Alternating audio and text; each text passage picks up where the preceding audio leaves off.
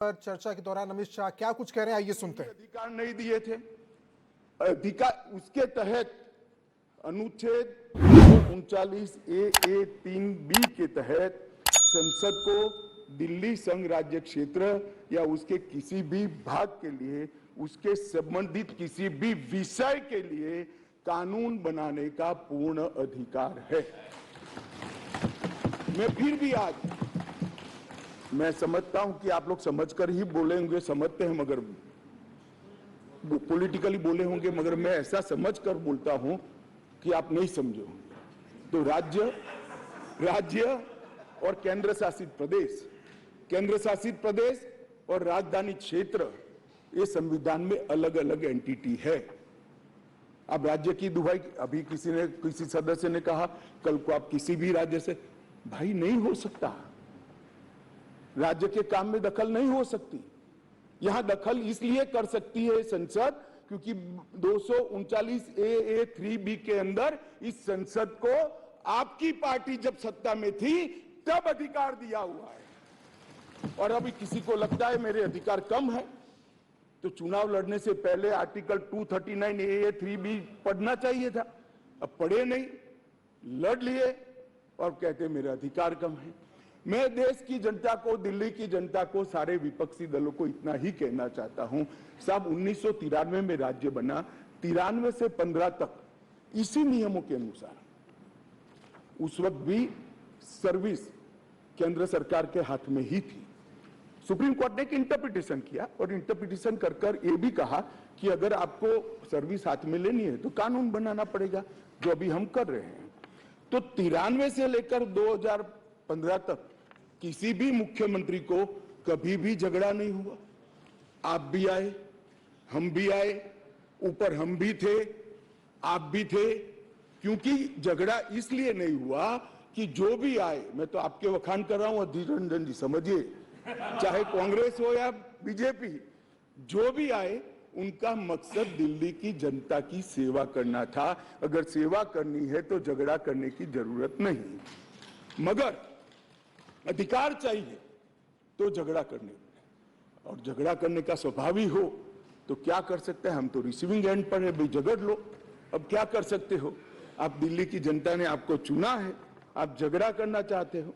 और रूल्स बनाने के पावर के बारे में किसी सदस्य ने कहा, मैं इतना ही कहना चाहता हूं कि रूल्स बनाने के अधिकार, जो एक्ट बनाने का जिसके पास अधिकार है उसी के पास रूल्स बनाने के अधिकार रहते हैं। एक्ट बनाने का अधिकार भारत सरकार को है तो एक्ट के रूल बनाने का अधिकार, ये बेसिक समझ का विषय है। कैबिनेट नोट का सवाल किया है, इसमें भी आप इसको गलत भ्रांति खड़ी कर रहे हो। आप ध्यान से पढ़ लीजिएगा, कैबिनेट नोट आज भी कोई भी राज्य हो, आप लोग की कई राज्य में सरकार है, वहां कैबिनेट नोट कैबिनेट सचिव की साइन से ही कैबिनेट में जाती है। फाइल पर मंत्री की अप्रूवल होती है। यहां पर क्या होता था, जब घपले घोटाले वाली कैबिनेट नोट हो, सचिव के पास जाती ही नहीं थी, मुख्य सचिव के पास जाती ही नहीं थी। मंत्री के सिग्नेचर से पहली बार मैंने इतने लंबे सार्वजनिक जीवन में, माननीय अध्यक्ष जी, कोई कैबिनेट नोट गई है ऐसा सुना है। मंत्री के सिग्नेचर से कभी नहीं जाती, इसलिए रूल्स बनाने पड़े हैं भाई। रूल्स इसलिए बनाने पड़े हैं कि रूल्स के हिसाब से नहीं चलता था, रूल्स के हिसाब से चले, उसके लिए ये रूल्स बनाने पड़े हैं। माननीय अध्यक्ष जी, मैं फिर से एक बार दिल्ली का इतिहास जरूर बताना चाहूंगा। माननीय अध्यक्ष जी, 1953 में फजल अली कमीशन का गठन हुआ। उसने अपना प्रतिवेदन 1955 में दिया। उसके पहले पट्टाभी सीतारामैया की कमेटी बनी। उसके बाद 56 में संविधान संशोधन कर यूनियन टेरिटरी की अवधारणा आई। इसके साथ साथ दिल्ली म्युनिसिपल कॉर्पोरेशन एक्ट 57 नगर नियम अधिनियम लागू कर दिया गया और 87 में जब सरकार या कमेटी बनी उसके बाद दिल्ली को राज्य देने का निर्णय किया गया। 249A के तहत इसका विस्तृत वर्णन दिया हुआ है और 69वें संविधान संविधान संशोधन के द्वारा इसको लिया जाए। मैं एक जो रिपोर्ट है इसका कोट भी पढ़ना चाहता हूं। पहले मैंने जवाहरलाल नेहरू जी को पढ़ा, आम्बेडकर जी को पढ़ा। श्री रिंकू जी आम्बेडकर जी को कह रहे थे कि आम्बेडकर की भावना के खिलाफ काम करे हो। रिंकू जी, हम तो आम्बेडकर जी की भावनाओं के अनुसार काम कर रहे हैं। आम्बेडकर जी ने कहा था कि केंद्र के तहत रहना चाहिए, और माननीय अध्यक्ष जी बालकृष्ण रिपोर्ट में साफ शब्दों में कहा, मैं कोट अनकोट कहता हूं, दिल्ली की कार्यप्रणाली और सेवा प्रणाली, कार्यप्रणाली और सेवा प्रणाली केंद्र सरकार के अधीन होनी चाहिए। संविधान में संशोधन के दौरान तत्कालीन गृह मंत्री ने भी अपने वक्तव्य में ये बात को, रिपोर्ट को कोट किया, और उन्होंने कहा कि बालकृष्ण समिति ने पूरे विश्व की राजधानियों की कार्यप्रणाली और सेवा प्रणालियों का अध्ययन करके ये प्रस्तुत किया है, जिसका हम पालन कर रहे हैं। और उस वक्त गृह मंत्री कांग्रेस के थे। तो आपको ये मालूम होना चाहिए कि आप जब एक उंगली हमारे सामने करते हो तो 3 उंगली आपके सामने होती है।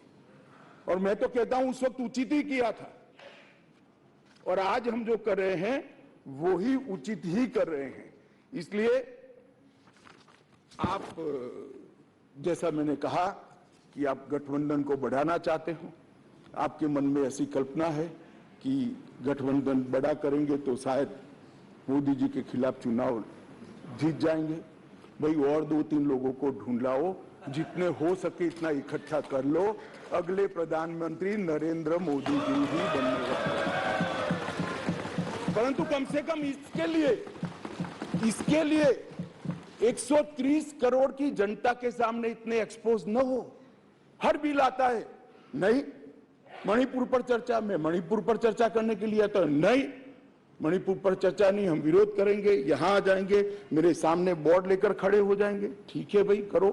मगर जैसे ही गठबंधन टूटने वाला बिल आया, मणिपुर भी याद नहीं आया, डेमोक्रेसी भी याद नहीं आई, दंगे भी याद नहीं आए, सब इकट्ठा होकर देखो सामने बैठे सारे इकट्ठा, और 130 करोड़ की जनता को बताते हैं हमें मणिपुर की चिंता नहीं है, हमें चुनाव की चिंता है, हमें डेमोक्रेसी की चिंता नहीं है, हमें चुनाव की चिंता है, हमारी पार्टी के कोई सिद्धांत नहीं है, केवल और केवल राजनीति में, चुनाव जीतने के लिए राजनीति में है। और बताइए भैया, आप बाहर जाकर मीडिया को, अगर ये नहीं है तो सारे बिल में क्यों एब्सेंट रहे? सारे बिल महत्वपूर्ण नहीं है क्या? सारे बिल महत्वपूर्ण है, आपको रहना चाहिए था। मगर ये बिल इसलिए महत्वपूर्ण है कि ये बिल आपके गठबंधन को क्षति करता है। और मैं एक बात आगे कह देता हूं कि ये बिल पास होने के बाद वैसे भी आपका गठबंधन टूट जाने वाला है। केजरीवाल जी आपको बाय बाय कर देंगे। माननीय अध्यक्ष जी, एक बात आई कि भाई अध्यादेश क्यों लेकर आए। मैं बताना चाहता हूं कि 11/5/2023 को संविधान पीठ ने एक फैसला दिया। अब संविधान पीठ के फैसले को कोई ध्यान से पढ़ेगा तो वो फैसला कहता है, इन अ वे संविधान पीठ ने 2 जजों की खंडपीठ का, बेंच का गाइडेंस किया है। फाइनल निर्णय 2 जज की बेंच ने करना है। वो अभी डेट लगी भी नहीं है, मैटर लगी भी नहीं है। 11/5/23 को जजमेंट आया और 11/5/23 को ही दिल्ली सरकार के सेवा विभाग ने, मंत्री ने एक परिपत्र घोषित कर दिया अपने सिग्नेचर से। फिर से मैं कहता हूं, परिपत्र सचिव करते हैं, यहां मंत्री करते हैं। आज 5:30 बजे तक पात्र अधिकारियों की सूची के साथ जो इस पर तैनात किए जा सके, सचिव सेवाएं की तैनाती, मतलब सर्विस जो देखते हैं वो सचिव की तैनाती के लिए नोट प्रस्तुत किया जाए। अभी तो सुप्रीम कोर्ट ने निर्णय करना बाकी, इन प्रिंसिपल निर्णय किया है। इसके पर 2 जजों की बेंच ने निर्णय करना है, इसको घोषित करना है, आप अमल करने कर दी। सोशल मीडिया में घोषणा कर दी कि सेवा विभाग के सचिव श्री आशीष माधेराव मोरे का ट्रांसफर कर दिया गया है। ध्यान देने की बात है कि ये जो मैं कह रहा हूं वो फिर से पढ़ रहा हूं, 11/5/23 के निर्णय के पैरा 165 में न्यायालय की नियमित बेंच को इस मामले का निपटारा करने का आदेश दिया गया था, जो अभी बैठी ही नहीं थी। शाम को ही इन्होंने तो इम्प्लीमेंटेशन चालू कर दिया। इसके बाद सतर्कता विभाग, विजिलेंस मंत्री जी ने सभी सहायक निर्देशकों को आदेश दे दिया कि विशेष सचिव सतर्कता, विजिलेंस कमिश्नर को के सचिव है विजिलेंस के, उसको रिपोर्ट न करिए, रिपोर्ट मत करिए। क्यों? अभी जजमेंट नहीं आया। क्यों? क्योंकि अब कारण कहता हूं, इसलिए न करना क्या किया जाए, इसके बहुत सारे कारण हैं, मैं बताता हूं। मित्रों, माननीय अध्यक्ष जी, दिल्ली के सतर्कता विभाग को सबसे पहले क्यों निशाना बना गया? अगर सेवा के अधिकार मिल गए, चलो मैं 1 मिनट के लिए मान लेता हूं मिल गए, तो सबसे पहले कोई क्या करेगा? रोड एंड बिल्डिंग की चिंता करेगा, पीने की पानी की चिंता करेगा, साफ सफाई की चिंता करेगा, आरोग्य की चिंता करेगा। इन्होंने विजिलेंस की चिंता करी। बोलो, प्रायोरिटी तो देखिए साहब इनके साथी की, विजिलेंस की चिंता करी। भला विजिलेंस की चिंता क्यों करी? इससे दिल्ली की जनता का क्या भला होने वाले था, मैं बताता हूं। क्योंकि चलते हैं जहां पर दिल्ली सेवा बिल 2023 पर